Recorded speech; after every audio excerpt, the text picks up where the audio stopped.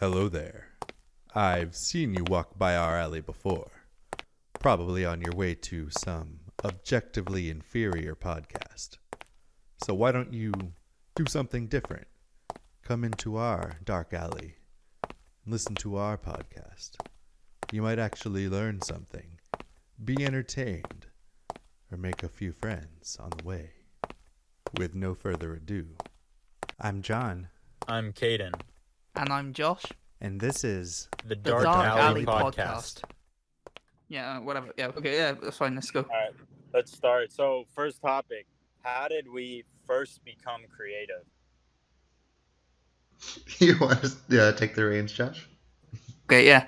But mine's actually a weird ass story. So, I mean, technically, there's a few ways you could technically, like obviously I did stuff as a kid. Like I was in the school choir. You could kind of consider that creative.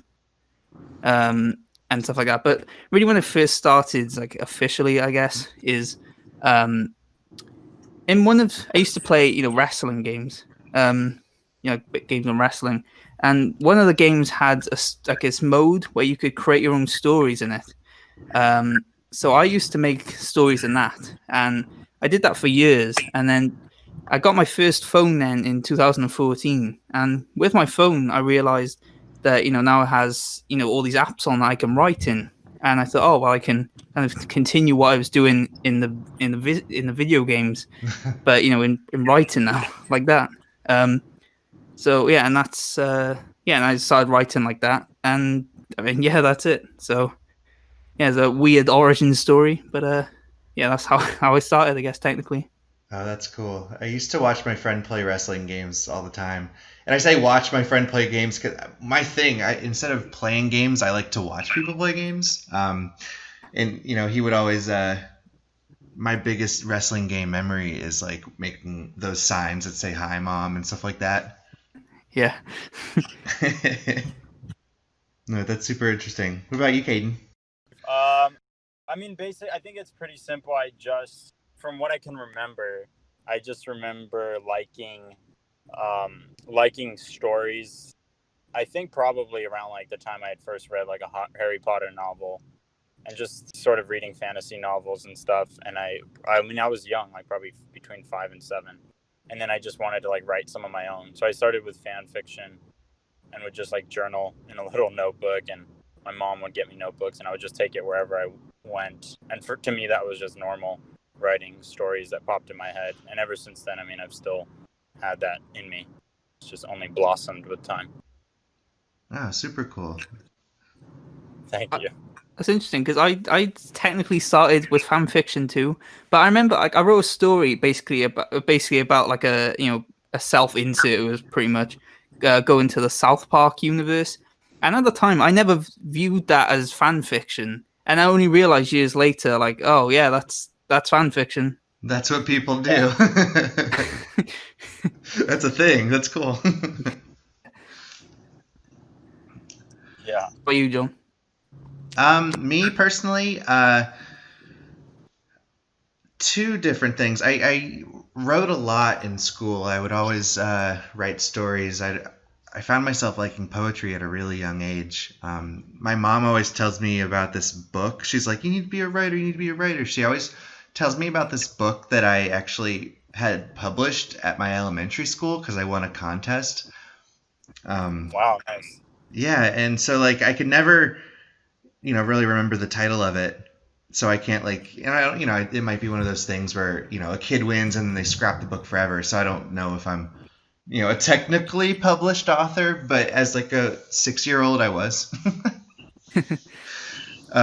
Peaked early. Yeah, exactly. But my main source of inspiration and what made me want to get just pursue being a creative in life is cartoons. I loved Nickelodeon, and I had always wanted to act on Nickelodeon or write shows for them because I just loved their silliness, and I loved that they really could do anything. Like Rocko's Modern Life, if you remember, are familiar, like their brains popped out of their heads all the time, and I just thought that was just so funny.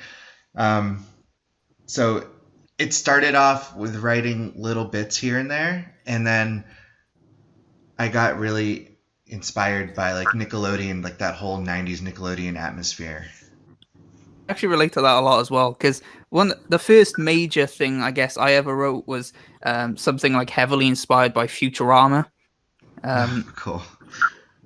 and obviously the South Park one too as well. So yeah, so I kind of started in a similar way. Yeah.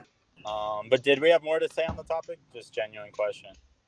I guess the only other thing was the reason I transitioned from writing in wrestling games of all things to the mobile was because you always had to pick out of pre-selected scenes and stuff like that, and I always wanted to write science fiction things, and I would often work around it kind of by using my imagination and pretending that this wrestling ring was actually like in space or some shit.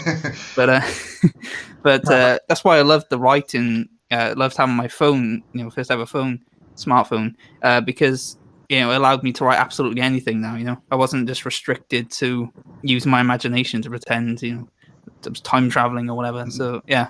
That's funny. You could actually turn your wrestler's skin green and stuff too, right? Yeah, that's actually why one of the things that made it work so well was the wrestling games, hands down, are some of the best creation tools ever, like in terms of character creation and things. And you could also customize arenas, so you could actually definitely push it to its limit. Like I remember writing a story about like there's these three wrestlers who are like bottom of the barrel, really never doing much, and I put them in like a epic sci-fi story where they go back in time and accidentally cause John Cena to not exist, and so WWE never existed, stuff like that. I would do shit like that. So I really pushed it to its limit, but yeah, you could do some stuff with it. But yeah, transitioning to proper writing was nice. That's really cool, man. Yeah, I something that got me into being creative at a later age was actually we had free time in high school in our English class, and we always had the option to share what we wrote. If we wanted to write, we could write, read, but it had to be like quiet free time. And I would always 100% share what I wrote. And I used to have a whole book of things that I wrote, but I lost it somewhere. But I remember getting such a positive reaction every time I would share, and it just made me want to always do it. Yeah. That's a great point, actually. I can't believe I never told you guys this, but the thing too that made me see it as more than just a personal thing I did to just myself was, in English we would have to write stories and share them to the class, and I remember we had to write a story, with the writing prompt of music.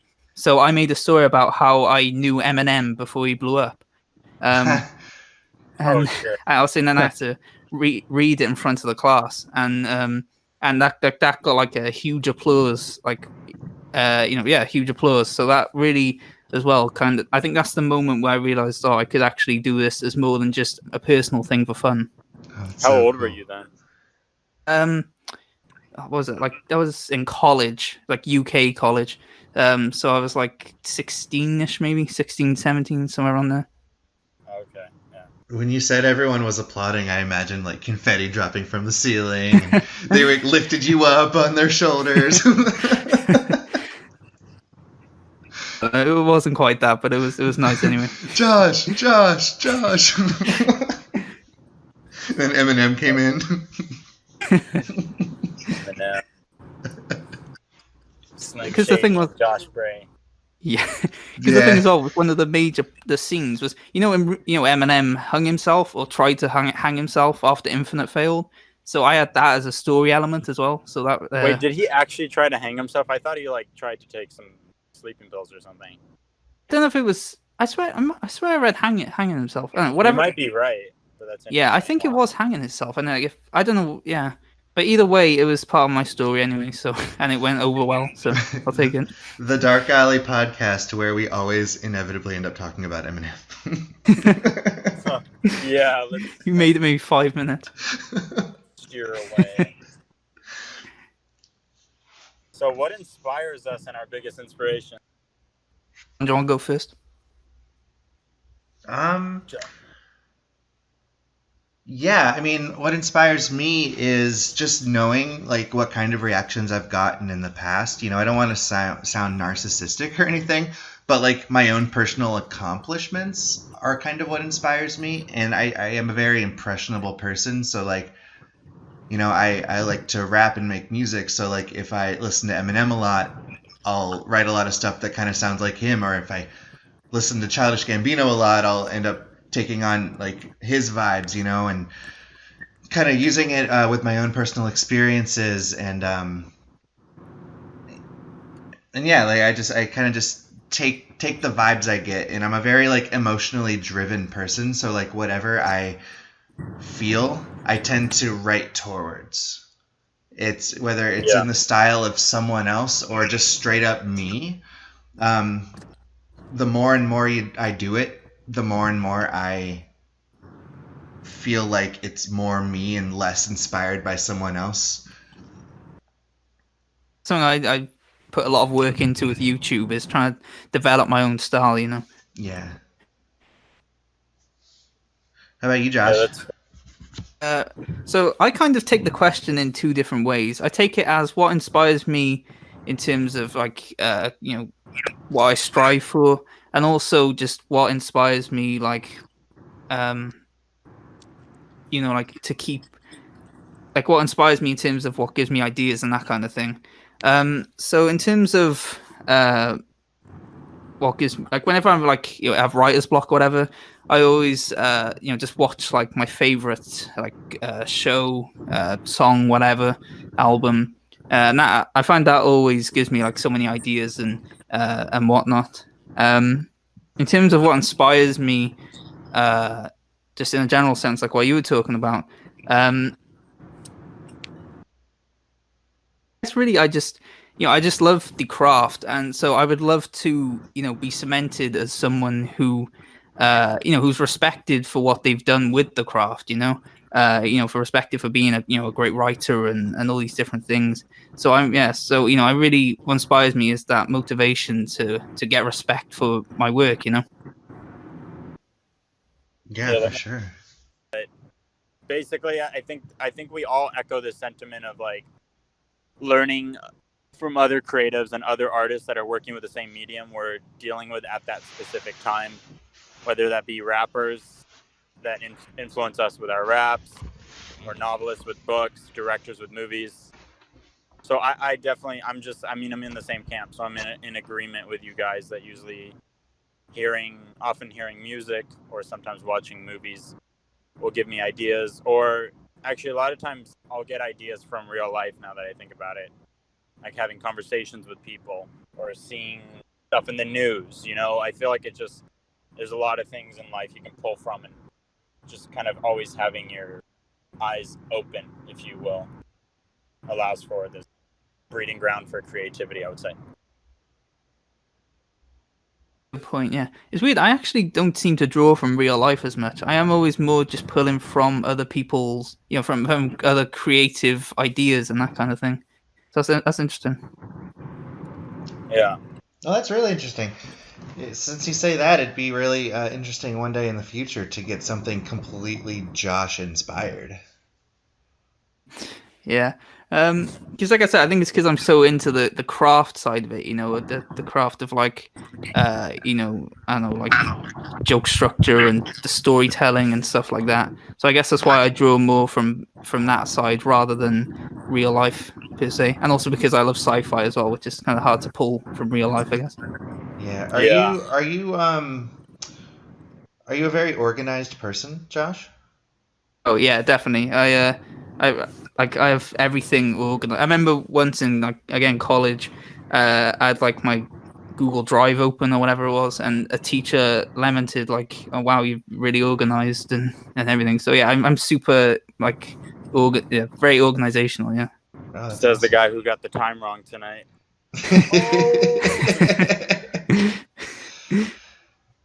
Oh. um, so in America, this is kind of off topic, but in America, obviously we have Area 51, and that's like in real life sci-fi stuff. Do you have anything like that over in the UK? um, I mean, yeah, I think, yeah, I played. Yeah, I played this game, Destroy All Humans. Do you know that? Yeah. Yeah, there's a mission in that where like it deals with like it's set in London, I think, in somewhere in England, and basically yeah, basically from that I learned that there was like in like the 60s there was a lot of conspiracies about like some sort of secret British Parliament or something like that. So yeah, I guess we do. I'm not super familiar with that kind of stuff, but I guess we do. Yeah. Oh, cool. I gotta look into that. Hey, Caden, are you getting out of the car? Does it sound like I'm getting out? Yeah, a little bit. It does, yeah. No, it's because I pulled off the freeway, so I'm about a mile away from her house, so probably Literally drove off the freeway. Now he's just going over the rural area. Yeah, exactly. Smashing it down actually trees. did become very rural. Now there are a bunch of trees instead of cars and pavement. North by Northwest style, am I right? Yeah. 9 till noon is creative space. 9 till noon. I don't know why I said that. What? 9 till noon. So on topic, what the hell's the topic? Yeah, Are we still Delegator. Are we still tackling with the same topic or what, brah? I think we're done, right? Did we? Yeah, I think that's pretty much it. We're done tackling bras.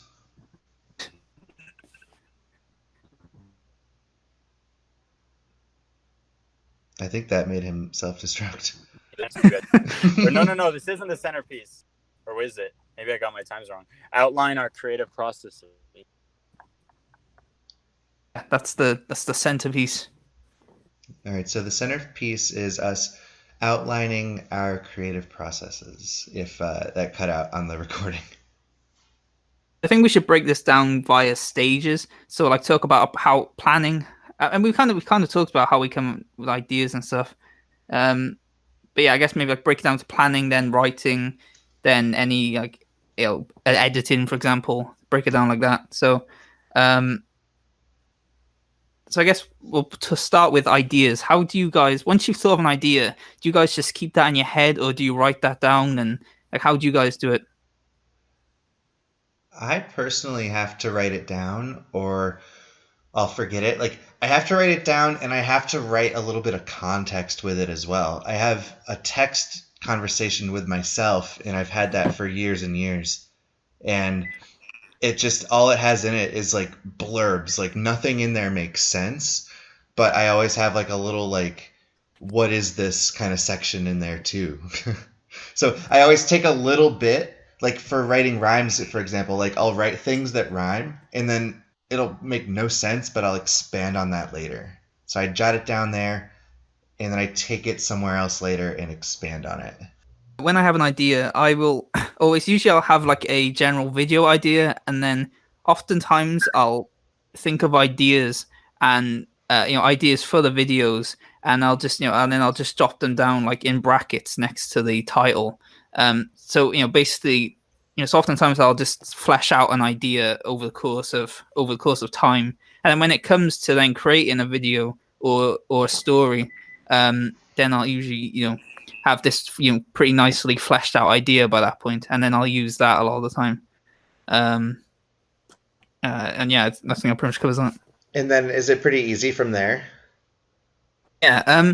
So yeah, usually by that point, because usually I always go with ideas that I've already fleshed out. I have already have some nice stuff thought up and stuff, and it's nice as well because then you can kind of play off yourself as well. Because sometimes I'll like look back on an idea I thought of months ago, and then realize, oh yeah, and this is also cool because this, and so basically I'll start expanding on ideas I already had ages ago as well. So it really leads to like a nice setup, I feel.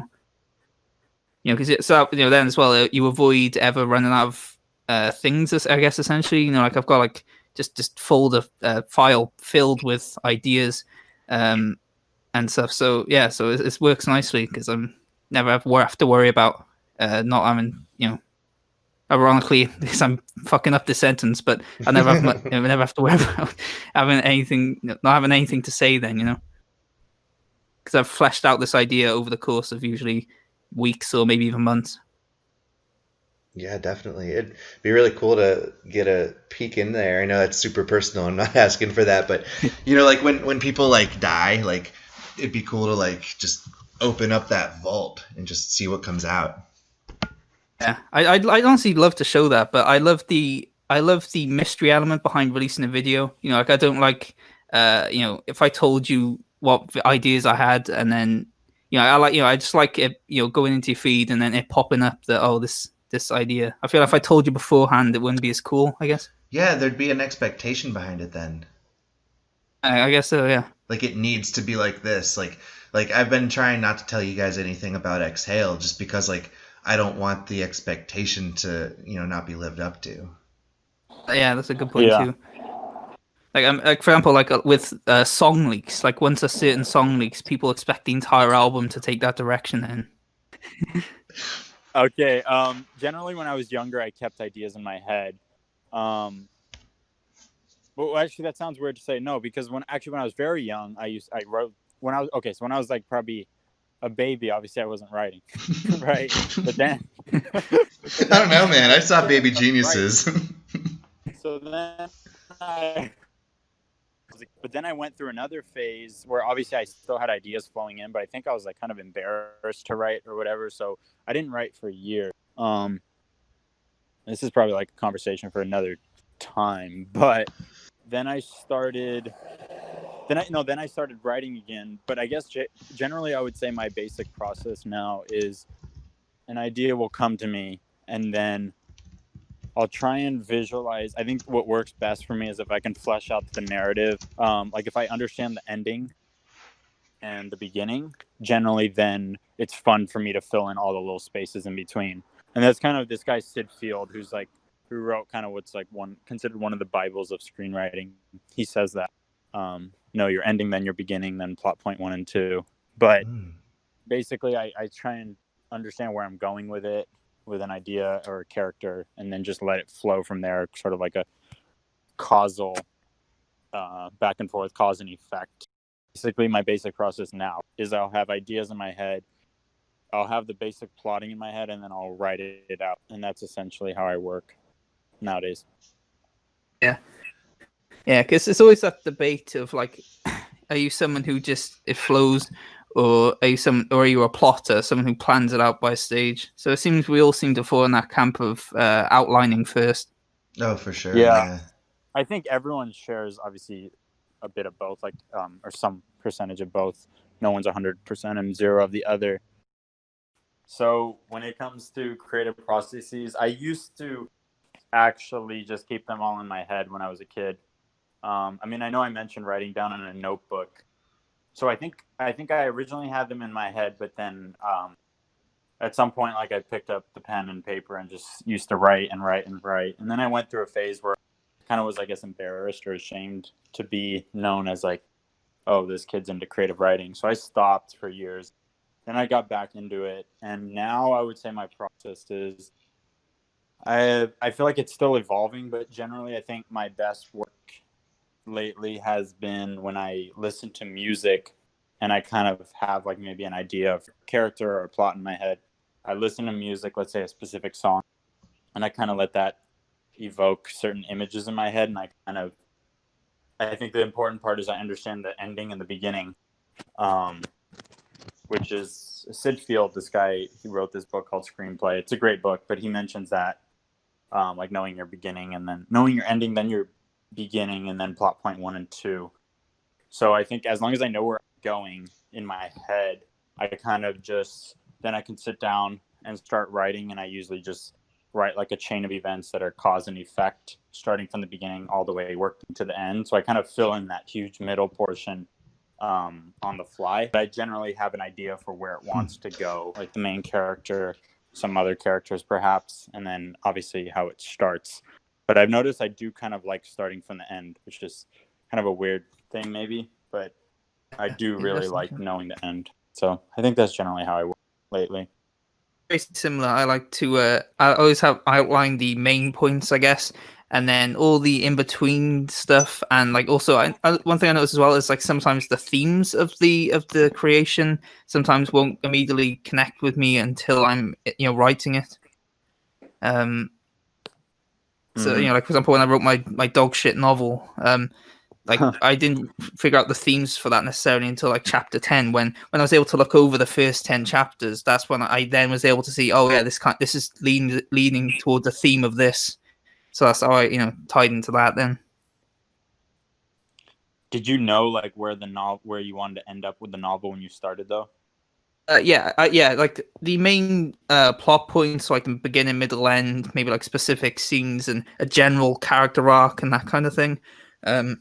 I did have that planned out, but then like just like extra themes and like little nuances to the story and characters was stuff I just kind of developed and learned pretty much as I went along, and I got to know the world I was creating and characters and everything.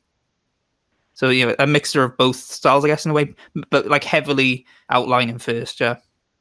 Yeah, I think everyone has to have some of both.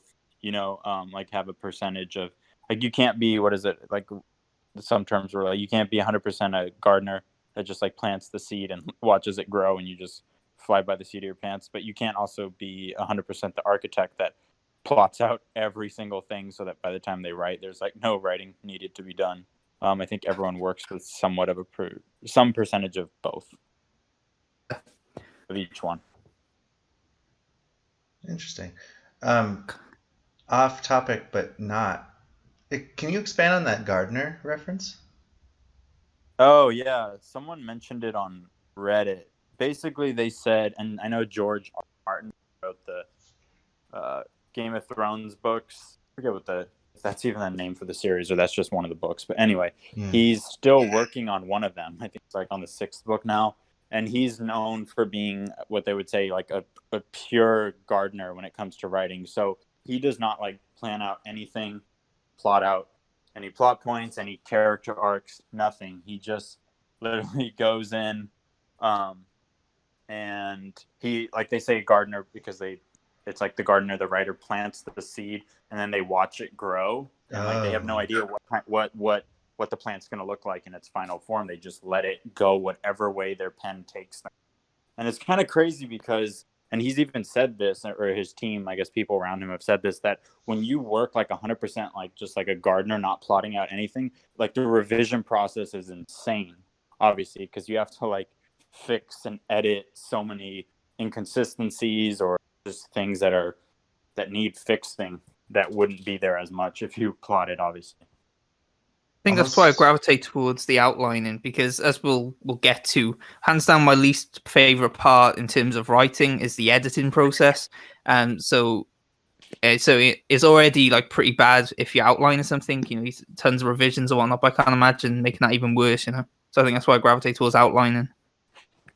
That's kind of a nice transition, unless you guys wanted to talk more about the way we outline. Well, other thing I wanted to talk about was the how did we develop our writing styles? We kind of already have kind of segued into that a bit already, but yeah, let's just let it flow. Sure. Yeah. So did you guys have like a specific way you developed a writing style, or was it just a case of just continuously practicing and just kind of picking up what was and wasn't working? John, do you want to talk? Yeah, I mean, my writing style, I'm very feeling oriented, so I'll I'll write a song about rain, so I'll write a bunch of more dark adjectives, or like the precipitation, the wetness from it, the puddles. Like I'm writing more of like a feeler, And if I'm writing a short story that happens to be silly, for example, I always draw inspiration from that old school Nickelodeon pool that I like to go back to, and they were very random and very silly, and I was like my main source of inspiration for that. So it's like if I for example want to write a story about some guy going to the market, in a short story written by me, he's never just going to walk down the street and get to the market. There's going to be like a sinkhole filled with ghostly cacti or something. And he's gonna have to figure out a way to get around that, and that'll be the first part of my short story. and he's gonna be like, Yeah. "Dang it! All I wanted was some cornbread." So so I have a really like I don't know, I want to say like chaotic, but I don't think I follow any linear set of rules when it comes to outlining. Comes to developing my writing process, one thing I really was was working on figuring out was trying to find because I'm someone who loves obviously like infusing elements of comedy and stuff into my stuff. So a big part of developing my voice and writing style was trying to figure out the balance of serious comedy, analytical, all that kind of thing. I was really interested because my first few videos I actually were very kind of just made up stuff as I went along, in terms of getting referring to specific game events and stuff. But then, from that, I then kind of honed in more on the craft side of it, and that the nuances of delivering a line. It's kind of hard to explain because there's so many like little decisions you kind of make as you go along. Mm-hmm. But for example, instead of the example I gave was how I noticed a lot of my favorite YouTubers and stuff really nail the idea of show don't tell, in the sense that, for example, instead of saying, "Oh, this game mechanic is terrible," they'll show it by showing them trying to use the game mechanic but getting progressively more pissed off at it, and that gives the impression that this gameplay mechanic sucks, but it's doing it in a more entertaining way. And that really helped evolve my, once I, did that and kind of analyzed what they did and kind of applied it to my style, that's what really led to a big evolution in my style. And I noticed actually my writing improved dramatically when I tried these different mediums like YouTube compared to when I was just doing, fiction writing, for example. Yeah, the show versus tell thing is something they really pound in you. At college, I had a bunch of creative writing courses I took, and they would all say that. So I heavily relate to that. Yeah. Yeah. I do. I mean, I think they definitely pound that into you for a reason. I mean, which I think we're all in agreement with. But it's so much better when a piece of work respects its audience enough to not have to pander to like the lowest common denominator and just show the information visually, and you put the pieces together in your head. I think that's a big part of it, because when you're just telling so much, it leads to so much exposition that makes you feel like you're talking down and trying to over-explain everything. Yeah, and I think it really, well, especially for film, but really for anything too. I mean, video games, novels, but film especially, I don't know, like almost kind of feel like it like tarnishes the medium, or it like changes the medium, because film by definition, as Sid Field would say, to bring him up again, he says a screenplay, or he says film is basically a story told with pictures, and I think that's right on the money. Essentially, yeah. I mean, the very first motion picture camera was operated by a crank. Yeah. Which just flashed a bunch of pictures in front of you over, like a flip book. Yeah. So I guess that kind of covers that. So what is our least? Josh, you started something interesting. We're, I guess, segueing to our least favorite part of the process. Josh, you mentioned editing. Yeah. So, I mean, for me, it's kind of two sides to it for me. In terms of just pure writing, like if I'm just writing a story, editing is the least favorite part for me. And I guess, and for the YouTube, it's like more for the game collection side, the footage collection side. I have to get specific shots to go with whatever I'm saying. I guess I mentioned both of them together because they're both, I think the reason they're both so like my least favorite part for me is because they're kind of the more restrictive parts, I guess, in the sense that when you're writing a story, you can just go wherever with it. Whereas, but basically with editing and stuff, it's just more of the more technical side, which is quite boring to me. Having to check out I didn't make any grammar mistakes and stuff like that. It's less. It's no longer using the imagination side that it makes creation so fun. It's just more the boring technical side, which is why that's my least favorite part. Yeah. John, what's yours? My least favorite part of the creative process, historically, has been being getting criticism. Not like oh this is shit, but like presenting something to someone and having them look over it and then giving you so much feedback it makes you feel like you didn't do a good job at all, or they're like, well, you need to work on this and this. And I'm like, I think as creatives, I think we all kind of have an ego about our work. So Yeah. I remember at one of my creative writing classes, I was just like really petty about this feedback I got. It was a story about a skeleton joining a camp, like a bunch of campers around a bonfire, and the skeleton was like dug up by a camper that they found it earlier in the day, and then the skeleton like put on a fake mustache and joined them at the campsite, and everyone was like, whoa, we've never seen this skeleton before, and like there's a lot of things that didn't make sense, but that's what I was doing on purpose. But like my instructor was like, he gave me all this feedback, and he was like, this doesn't make sense. Why wouldn't anyone think the skeleton was who he was just because he had a mustache on? Yeah.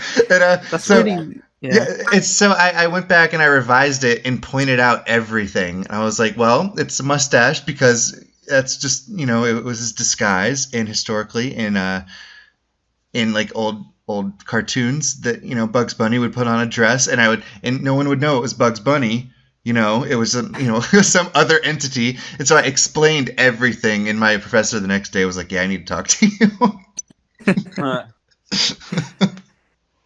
It's really difficult because it's pretty much to me like a balance. It's like kind of like that balance between objectiveness and subjectiveness. Shout out to Box again. Yeah. Yeah, because it's always a case to there's some things like for example, someone gave me advice like on one of my videos, I accidentally put the gain on my microphone too high, and like that I learned from that and improved my videos. But there's some stuff where it's more of a preference thing. So like for example, if like some people would just prefer like a very serious video, very serious documentary, whereas someone like myself prefers that to be infused with some comedy. But it's very difficult to walk that line between someone just not liking your style and your style being bad. So it's difficult to try and it can be kind of a thing to figure out, okay, is my style just generally bad, or do I just this person just happened to not click on my style?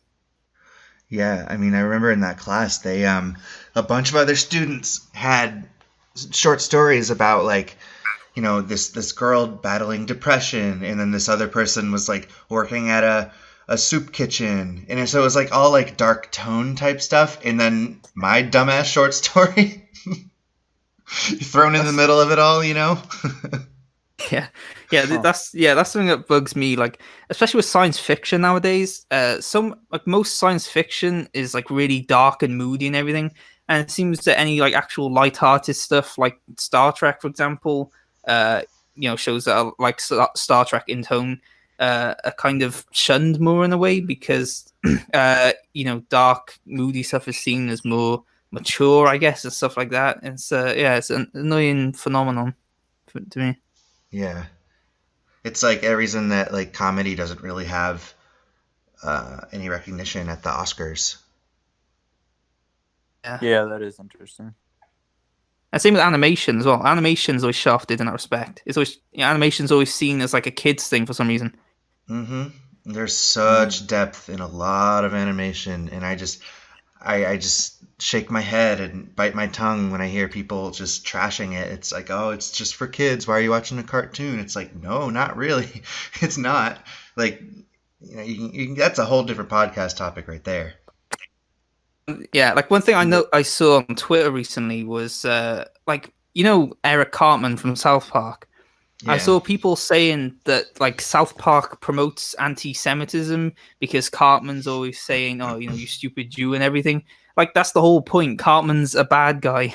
Like we've seemed to really lost nuance in a way with creativity now. Like I notice now so many, any show with like so many characters like that, people always don't see it as that character being bad. They view it as the show endorsing these views, Right. and that's something that really bugs me, and something I've noticed has kind of increased in a way, with social media and whatnot. Mm-hmm. So you would argue that we should separate art from the artist? That's not necessarily like what I'm saying is like people are viewing Cartman, for example, as like the creators, like that as them using Cartman to share their views, completely overlooking the fact that Cartman is always portrayed as the bad guy. Yeah, that's just his character. Yeah, exactly. Right. Yeah, that's not necessarily the views of Matt and Trey. Okay, especially music, because I believe Matt Stone is Jewish, so I doubt he's going to be anti-Semitic. Yeah. But it's interesting. It's kind of gone off topic a bit, a bit of a tangent, but it's interesting, like spring off point, I guess. Mm-hmm. Yeah, I think tangents can be interesting to listen to for sure. Yeah. What about you, Caden? Was your least favorite? As long as we don't talk about Eminem.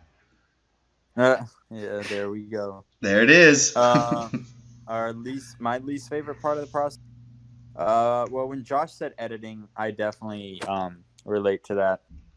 I kind of am peeved by editing, or I kind of low key like afraid of it and don't want to go there. But as far as like least favorite part, what I can think of, and I think this does get better with time, but I mentioned this in the chat I think last week or two, is handling the gap between the story and characters that are in your head and the story and characters that end up coming out on the page. I think I would say struggling with that gap is my least favorite part, because I feel like for people, everything is perfect in their head, but then once you get it down on paper, you see how flawed it is.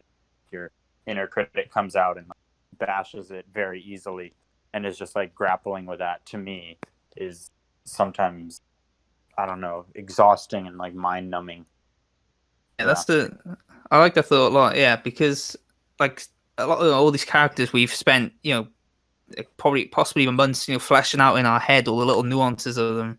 So then trying to kind of present that can be a task, because it's difficult to talk. Because when you want to show like their defining traits, but avoid like them being a caricature, and then you got to manage that element of how what pace do you slowly slow all the different sides of their character without it seeming too abrupt and that kind of thing. It's definitely a lot to it that you need to manage and work out. Yeah, and unless they're like actually like a godly being, like they're not going to be perfect, but in your head they're like this great character, but they have to be flawed in some ways. Yeah. I think also like specific. Sorry, yeah. I just want to say that kind of. I think. Yes, go on. Yeah, you say yours. You want me to go? Okay. I think no, specifically, yeah, it's interesting. I mean, I mentioned characters obviously, and you guys jumped on, which I agree. I think also specifically a notable example I noticed for me personally. I can think of at least one example of something I wrote, but I noticed I definitely that gap is pronounced. Like it's quite pronounced when it comes to action scenes, at least for me, especially screenplay, which maybe should be easier, but it's like I can like visualize some like, let's say, violence. It sounds bad, but like some sort of action going on in my head within the story. But when I go to write it, it's so hard to make sure it reads as exciting as it is in my head. That's really tough. 100%, yeah. That's especially the case with novels and short stories and whatnot, because without that visual element, it's even harder, because like what sounds really amazing in your head can just be really boring to read. That's why often with novels, fight scenes usually just focus more on the thoughts of the characters rather than the actual fighting. It's just it's a difficult balance. I think as well, it just kind of ties back to what I was saying just then as well, in regards to how like we seem to be losing nuance. It's like when we're talking about fleshing out characters, it seems to be losing nuance in the sense that people perceive a character like a face value nowadays rather than exploring that nuance. I had a question when you were first talking about putting your characters from your head down onto the page, but it slipped my mind. Like I was gonna ask, like, were you talking about like you have an image of your character? Are you talking about getting that character onto the page just the way it is in your head? Like, is it a problem of transferring it, or is it a problem of giving your character flaws and seeing a 360 view of that character? I would say transferring it. Okay. Like meaning whatever I see in my head, especially for screenwriting. I don't know. I feel like I'm still struggling with like prose and all writing or short stories rather, but especially for like screenwriting, like when I guess novels too, but when you read like a line or a paragraph, it's the best writing would be you can immediately like conjure up your own image of it, or just conjure up an image of it rather. Like it should read very visual for scripts. So it's like in my head, I can see that visual. It's about making the words that I put on paper as true to that as possible. And I mean, there's literally probably millions of combinations of words you can choose for that. But it's about choosing the right ones. Yeah, I can relate to that. Sometimes when I'm writing, I have the perfect image in my head, but my hand can't write it down quick enough, and I get almost flustered because of it, because I just want to like zap it onto the page, just the way it is in my head. But like my mind goes too quickly, and then sometimes I end up losing a lot of thoughts.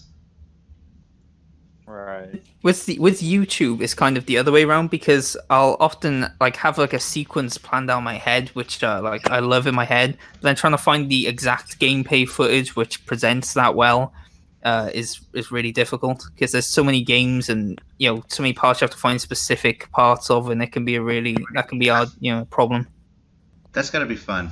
You said you hate gathering all the visuals for your. Yeah, see, that's one of the reasons why that's my least favorite part of the video making process. Yeah, I think it'd be a lot of fun. I think I'd have fun doing that, but it's probably really tedious. Yeah, it fluctuates. So like some sequences are really fun, and it's so satisfying when you find like a perfect shot for it. But then there's also parts where you're trying to find like a really just where there's not. There's a part where there's not really much to work with, so you just have to find like a mundane shot. But just trying to find that specific thing is difficult. So yeah. So what do you think makes us want to keep going even when we feel discouraged?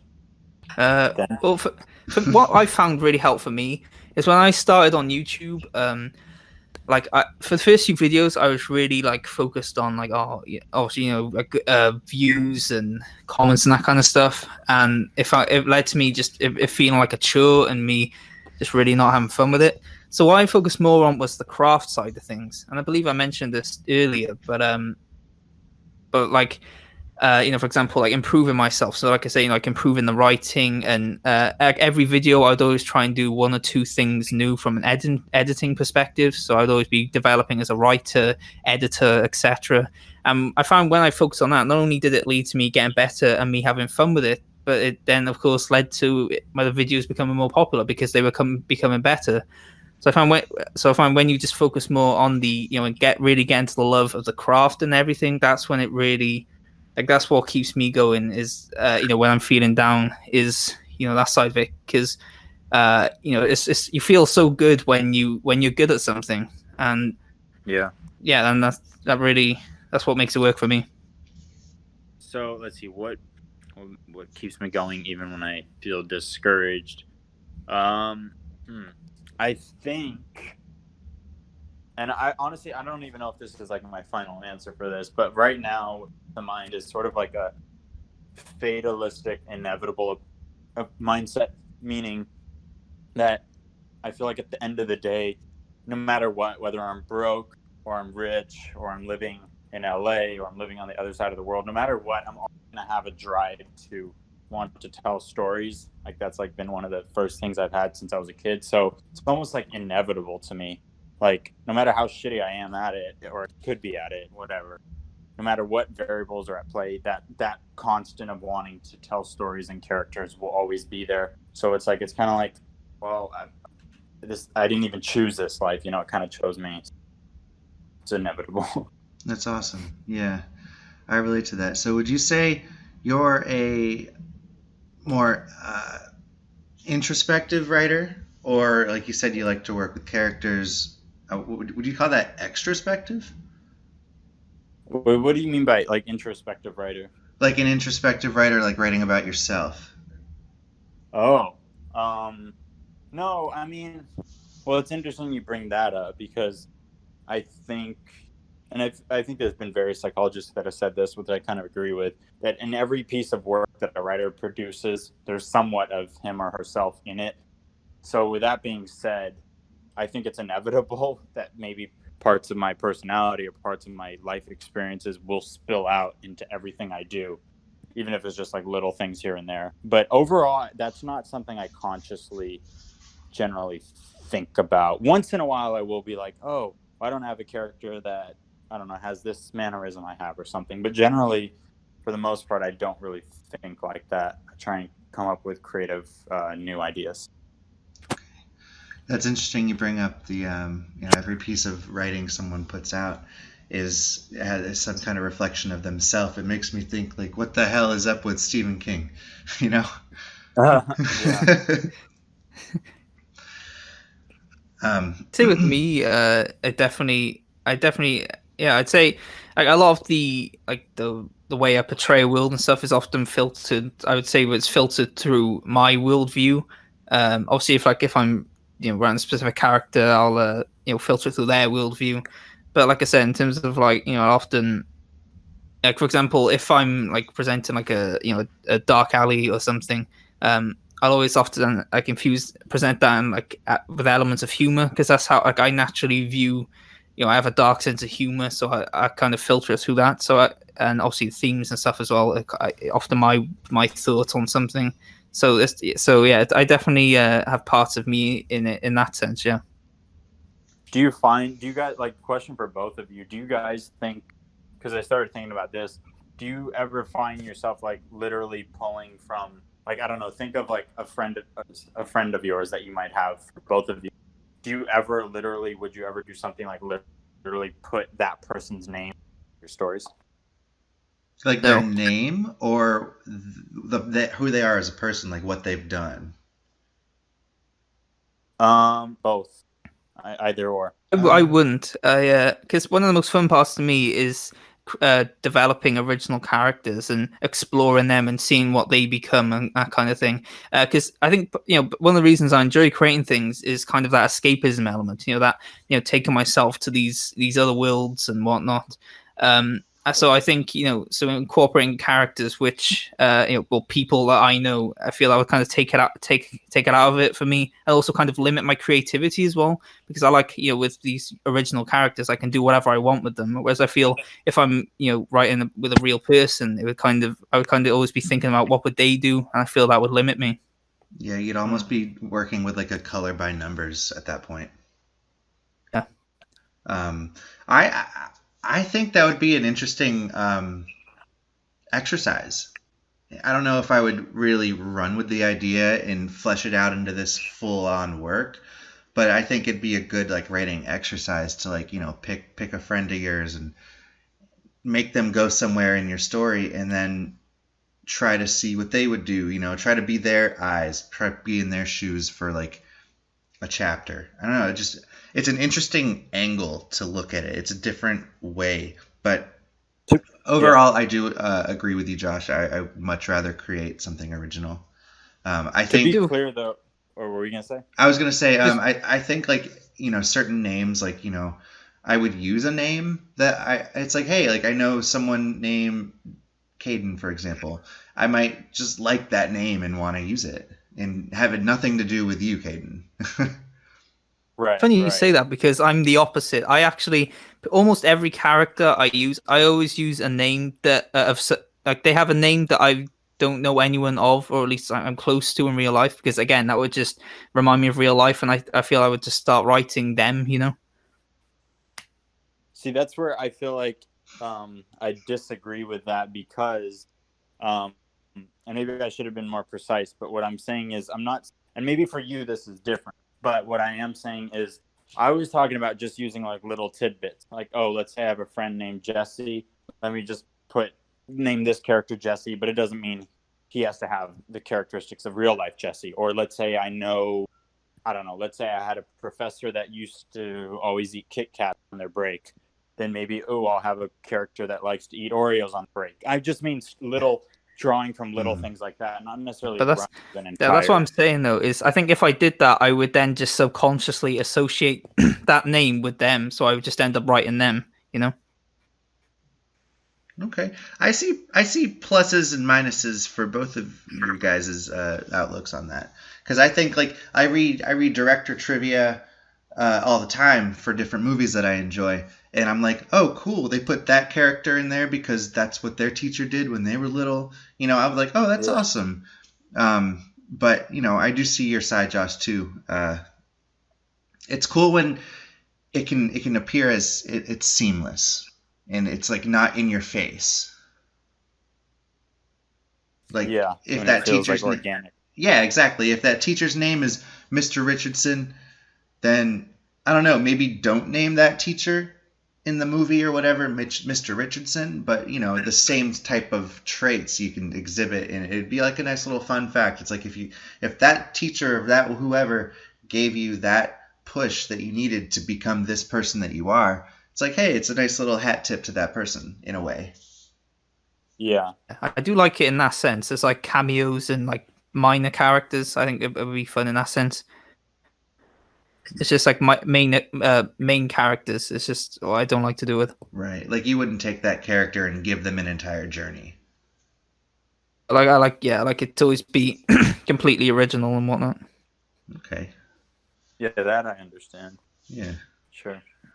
We had that was a nice little discussion in the alley, I'd say. Yeah. Some homeless people. I think Josh even mentioned a dark alley. Yeah. I worked that in there. Yeah. Some homeless people walked by and we shook their hands and kept talking. That was cool. We have coronavirus. I'm sure we do. Soon. Yeah. Too soon. It's now. Let me go wash my hands. The pandemic is happening now.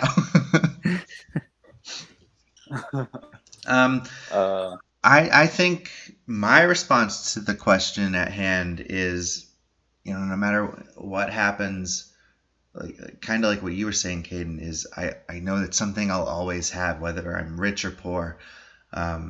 But you know, a lot of my life, like I haven't really felt like a specific direction that I'm like headed in, and you know, every day I work to correct that. Every day I work to get better on myself.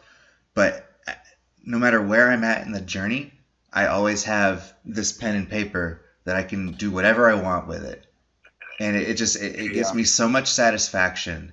And it's definitely defined who I am up to this point in my life. And there's no doubt that it's going to define who I am for my entire life. Yeah. Right. So that's my answer. I think that was a great answer. Thank you, sir. Welcome. Going off to what John said, I guess I also just like it because, you know, he said about that aimless element. I feel that's probably a reason why I gravitate towards it too, is because I think it is. I like always having something, you know, that I can always be improving on and whatnot. You know, like I said, I love the craft side of it, so I always having something I know I can be improving on from that side of the brain, I guess, you know, the imagination side and the writing side and everything. That's also something I really like about it.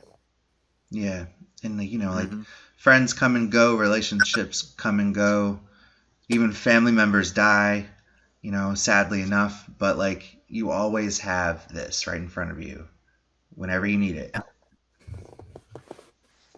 And even if there's an audience for it, if there's not an audience, who cares? You know, you're getting your own personal satisfaction out of it, and that's why we do it in the first place. Yeah. As you put. Yeah. Hell yeah. So, our last topic is, where would we like to see ourselves creatively in 5 years? I think in 5 years, Personally, I would really like to have Exhale obviously done. I'd like to have my album Exhale finished. I'd like to have Paper Wraps finished. And I'd like to have Princess Potato finished. Those 3 albums of mine. And also, I would like. It would be great to get some kind of recognition for something I do, whether that's local or worldwide. It doesn't matter to me. I really want to just be able to continue to create, and I want to continuously challenge myself. So like, I don't know. It's been since 2015 since I released my last album. In some kind of way, I did feel bored with it. And so maybe I need something new to push myself further. So maybe after these, planned records that I have in the pipeline, I'll want to do something completely different. I've always wanted to write a book. And I actually had I have a whole story in my head that I used to have this notepad full of ideas, which I don't know where it is anymore. So it would be a whole new story if I started it over. But I'd love to write a book. So I don't know. In 5 years, I hope I'm way more productive than I am now. I feel like I have a problem with consistency, productivity, and procrastination. And I'd love to just be really fine-tuned. Going back to a point I made just now, really it doesn't matter if I get recognition. Like, I just want to be able to be content with what I'm working on, and just knowing that I'm just happy with it. I just want to be happy with it. And like, if I go to the movies and see a story, I'm like, damn, that's good. That inspired me. I just always want to be able to be inspired. And side note, something that I find really funny is whenever I come up with an idea, if I let that idea sit for a year, for 6 months, I always end up seeing that idea somewhere else. So like, for example, I always wanted to make a song called Autumn Leaves. And I put out an album called Rugrat X. I was on break at work years ago. I was flipping through, I don't know, Apple Music or whatever. And I see that Chris Brown put out a song called Autumn Leaves on an album called X. And I was like, what the hell, Chris Brown? Wow. It never fails to happen. My ideas get used somewhere. So I'm always like, dude, if I had the platform, I would make the best ideas worldwide. Because obviously other people are doing them too. Yeah, right. I relate to kind of both your points there. So for me, in terms of the recognition side, I'm very ambitious with it, maybe overly so. But I picked a scenario where, for example, on Reddit, people are discussing their top 5, of whatever craft. And I want to be in a situation where when I'm not mentioned in the list, everyone's knee-jerk reaction is, oh, why didn't you include this guy in your list? Nice. Like, for example, when people talk about top 5 rappers, if someone doesn't include Tupac or Biggie, everyone's knee-jerk reaction is, oh, why didn't you include these two? I want that for whatever I'm doing, for YouTube right now, for example. Mm-hmm. And then on the other side of that, I love to, I've talked to you guys before about how I have so many different creative things I want to do. So I also relate to you, John, in the sense that I would just love to be exploring loads of different creative things, So I'd love to have like multiple successful YouTube channels, like maybe a novel released, maybe like actually doing something with my blog, just releasing all these creative things, maybe streaming too. I just really want to explore so many different creative avenues, and even if I don't get that recognition side, just constantly exploring the craft and improving myself in that regard is something I really hope I do. Yeah, I really agree with that. I agree with both of you, especially on the.